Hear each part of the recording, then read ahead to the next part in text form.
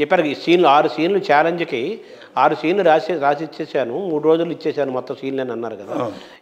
ఈ సీన్లు రాసే జంధ్యాల దగ్గర నేర్చుకున్నారు అంతేగా. జంధ్యాల సత్యానంద్ అబ్జర్వేషన్ సినిమాలు చూడటం, వందల సినిమాలు చూడటం అనేది నేర్పింది ఫ్రాంక్గా. జంధ్యాలకి సత్యానంద్ ఇద్దరు డిఫరెంట్ స్కూల్స్ కదా వాళ్ళు. అవునండి. వాళ్ళ దగ్గర నుంచి మీరు ఏం నేర్చుకున్నారు సార్? జంధ్యాల నుంచి ఏం నేర్చుకున్నారు? ఫ్రాంక్గా చెప్పాలంటే జంధ్యాల గారి దగ్గర maintaining the time, how to present a story, how to present your self with the people.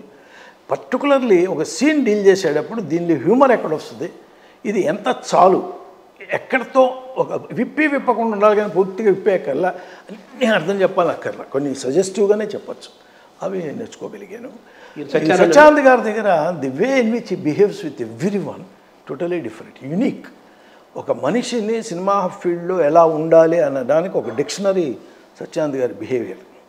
తర్వాత జంధ్యాల దగ్గర నుంచి 9 నెలలు జంధ్యాల సత్యానంద్ దగ్గర మీరు కలిసి వర్క్ చేసి జంధ్యాల నుంచి అటు కేఎస్ రామారావు గారు, కోదండరామరెడ్డి అటువైపు వెళ్ళారు. వాళ్ళు ఇంకో పక్క విశ్వనాథ్ గారితో ప్రయాణం చేశారు కదా. విశ్వనాథ్ గారితో ప్రయాణం ఎంతకాలం నడిచింది, ఎలా నడిచింది సార్ అది? ఫ్రాంక్గా చెప్పాలంటే విశ్వనాథ్ గారితో డే 1 అంటే 84లో సితార రిలీజ్ అయితే April 27, 85 నుంచి మేము స్వాతిముత్యం చేస్తున్నాం. అంతకుముందే 82, 83లో గోస్ట్గా సాగర్ సంఘం టైంలో ఇంటికి వెళ్ళి వచ్చేవాళ్ళం, పరిచయం తప్ప వర్క్ చేయలే. బట్ ఎప్పుడైతే సాగర్ సంఘం వర్క్ చేస్తున్నామో ఆ తర్వాత దీనికి వచ్చాం మన స్వాతిముత్యానికి. డిస్కషన్స్ నుంచి కూర్చున్నప్పుడు ఆయనతో ట్రావెల్ స్టార్ట్ అయింది 2013లో శుభప్రదం. అంటే స్వాతిముత్యం, స్వయం కృషి, సిరివెన్నెల, స్వర్ణకమలం, శృతిలయలు, శుభప్రదం, ఇంతవరకు ఆయనతో ట్రావెల్ అయ్యా. 7 సినిమాలు చేసాం మొత్తం. దానిలో అవి కాకుండా గ్యాప్ ఉన్నప్పుడల్లా ఆయన తెల్లి మాట్లాడటం రావటం, ఫ్రెండ్షిప్ ఎక్కువ. గురుగారంటే అంత గౌరవం నాకు. 2013లో సినిమాలు చేయటం ఆపేసినా కూడా ఆయన చనిపోయేదాకా ఆల్మోస్ట్ ఎవ్రీ 2 వీక్స్కి ఒకసారి ఆయన ఇంటికి వెళ్ళేవాడిని. అంత బాగుండేది ఆయన కంపెనీ. చాలా నేర్చుకోదగ్గవి ఆయన దగ్గర ఉన్నాయనేది నా స్పష్టమైన అభిప్రాయం. విశ్వనాథ్ గారి నుంచి మీరు ఏం నేర్చుకున్నారు? అలాగే విశ్వనాథ్ గారికి నచ్చినవి ఏంటి? రెండోది నేను చెప్పలేను కానీ పర్హాప్స్ నా సిన్సియారిటీ, డిసిప్లిన్ అయింటుంది గ్యారంటీగా. ఆయన చూసి నేర్చుకుంది సినిమా చేయటం, సబ్జెక్ట్ చేయటం తపస్సు. It's not a small thing. The way in which you deal with that subject or with that producer, with that screenplay, every day దానిలోనే మైండ్ ఫోకస్ చేసి ఆ సీను, ఆ క్యారెక్టరు, ఈ ఆర్టిస్టు ఏం act చేస్తారు, scene ఎలా start చేయాలి, ఎక్కడ ఎండ్ చేయాలి, ఎక్కడ హైప్ వస్తుంది, ఎవ్రీ సీన్కి ఒక క్లైమాక్స్ ఎలా ఉంటుంది, నెక్స్ట్ సీన్ చూడడానికి లీడ్ ఏమి ఇస్తావు, నెక్స్ట్ సీన్లో చెప్పబోయేది ఇక్కడ ఎలా దాచేసావు, బోల్డ్ అని మ్యాటర్స్ అండి. అంటే సంక్షిప్తంగా చెబితే అలా చాలా ఉంటుంది. The way in which you deal any script definitely it has its own rule of playing with that. ఇప్పుడు ఆయనతో జంధ్యాల విడిపోయి ఆయన రైటర్గా కొంతకాలం ఉండి తర్వాత ఆయన చాలా కాలం తర్వాత విడిపోయి ఆయన సొంతగా డైరెక్టర్ అయ్యాడు జంధ్యాల.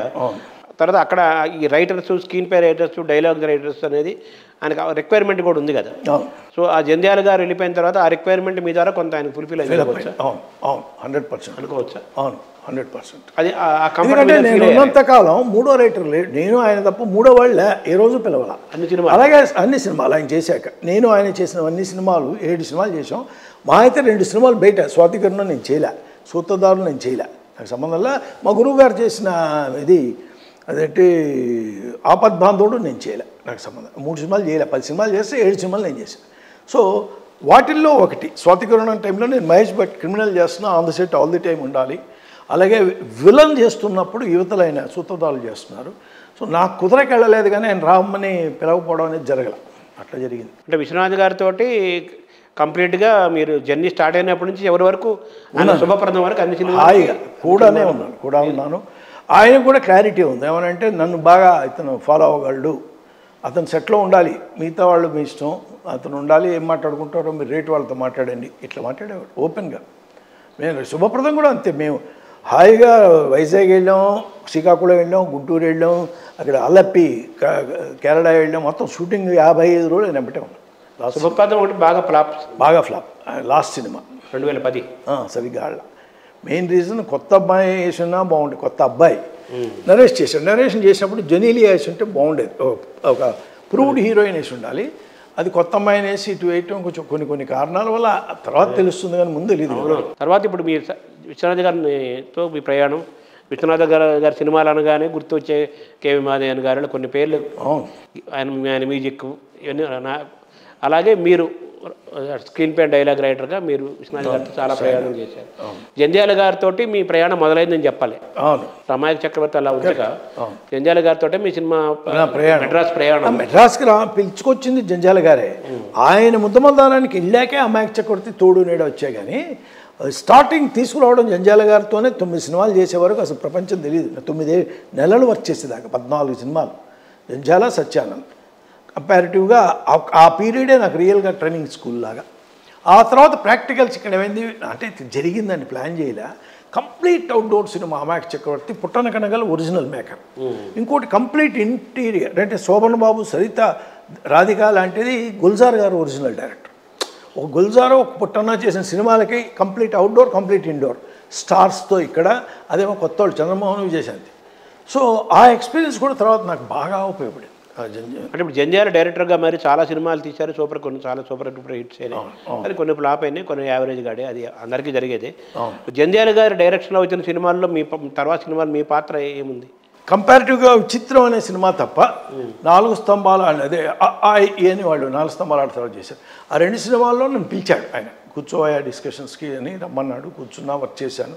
విచిత్రం వర్క్ చేశాను, వర్క్ చేశాను తప్ప మిగతా సినిమాలన్నీ చూడటమే తప్ప చేయటం ఏం లేదు, జరగల. ఉత్తమందారం త్రూ అవుట్ ఉన్నా. కథ తెలుసు.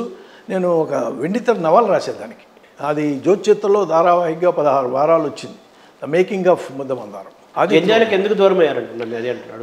ఏమీ లేదు, మనీ అండి. అంటే 3,000 రూపాయలు నెలకి ఇచ్చేవారు, ఇద్దరు 1500. నాకు ఆ 3,000 లేకపోతే మా ఫ్యామిలీ మెయింటైన్ చేయడం నా మీద ఆధారపడింది. అందరూ ఇదే కాబట్టి నాకు 3,000 ఇవ్వలేడు ఆయన. పాపం అసిస్టెంట్ డైరెక్టర్కి మ్యాక్సిమం 1000 రూపాయలు ఇస్తే ఎక్కువ, ఆ రోజుల్లో 1,500 ఇస్తా అన్నాడు. రెండోది, నాకు యువతల ఆఫరు స్పెన్సర్స్లో మెడికల్ రిప్రజెంటేటివ్ 3,000 రూపాయలకి జాబ్ ఉంది, 204 నాకు ఈజీ. అది అంతకు మించి నేను ఇస్తానని బట్టే వల్లభనేని జనార్దన్ దగ్గర చేరా. ఎప్పుడైతే వల్లభనేని జనార్దన్ దగ్గర చేరానో బయట సినిమా ఆఫర్ వచ్చింది, సితార. బ్రేక్ వస్తుంది అన్నప్పుడు ధైర్యం చేశా. ఒకవైపు జనార్దన్ చేస్తూనే ఈ బ్రేక్ వర్క్ చేశాను. ఇంకా అందుకుంది. అక్కడి నుంచి ఇంకా వెనక్కి తిరిగి చూడాల. ఒక 5,000 రూపాయలు మన ఫస్ట్ టైము ప్రళయసింహం అనే సినిమా పీసీ రెడ్డి గారు, అది బాగా రాస్తున్నాడని లేడీ జేమ్స్ బాండ్, అది రాస్తున్నాడు ఉక్కు సంఖ్యలు, అది రాస్తున్నాడు సాగర్ వచ్చి మావారి గోల, ఇచ్చేస్తున్నాడు కేఎస్ఆర్ దాస్ కుట్ర. ఇట్లా వరుస సినిమాలు ఏ వస్తే రాయడం, 5,000, 7,000, 10,000 తీసేసుకోవడం. ముందు 1,00,000 రూపాయలు ఫస్ట్ 84లో వెళ్ళానండి. 84 పెద్దక్క, 85 రెండో అక్క, 86 మూడో అక్క, 87 పెద్ద చెల్లి, 88 రెండో చెల్లి, 89 నేను పెళ్లి చేసుకున్నాను. అందరూ మీ సినిమాల ద్వారా సంపాదించిన ఓన్లీ మిడిల్ క్లాస్ వాడు సినిమా ఫీల్డ్కి వచ్చి లక్షలు సంపాదించి సినిమా ఫీల్డ్ ఎవ్రీ ఇయర్ ఒక సినిమా పిచ్చా చేదస్తాం, 1,00,000-1,50,000 మా అమ్మ తిట్టేది. దాసరా సింపుల్గా చేయమని. నాకు ఒక గ్రాండ్గా చేశారు. పొగరు అంటే ఆ రోజుల్లో అది గ్రాండే. విజయవాడ మీకు తెలుసు, సైస్మిలర్స్ అసోసియేషన్ ఫిల్మ్ ఛాంబర్ తీసుకుని చేసేవాడిని. నేను కావాలని గన్నవరం ఫ్లైట్లో దిగి వచ్చేవాడిని. ఓవర్ యాక్షన్స్ అదే మన వెంట చూపించారు విజయవాడలో. చుట్టాలకు తెలియాలి, వీడికి రథ వెళ్ళిపోయాడు, 3,000 జాబ్ వదిలేసి, ఎందుకు పనికిరాడు, దిక్కుమాలగా మళ్ళీ వస్తాడు మెడికల్ రిప్రజెంటేటివ్ అన్నవాడు బోల్డ్ మంది ఉన్నారు. వాళ్ళకి సమాధానం చెప్పాలి. ఛాలెంజ్. నేను చాలా సంపాదిస్తున్నాను, చాలా పెద్ద ఎత్తున ఉన్నాను. ఇప్పుడు సిల్లీగా ఉంటుంది కానీ అప్పుడు మాత్రం వేరే కసిగా. సో మీరు మెడికల్ రిప్రజెంటేటివ్ ఉద్యోగం అనేది సినిమాల్లో రావటం వల్ల మీరు సక్సెస్ అయ్యారు కదా బ్రహ్మాండంగా. దేవుడి దయ వల్ల అంతే. అదే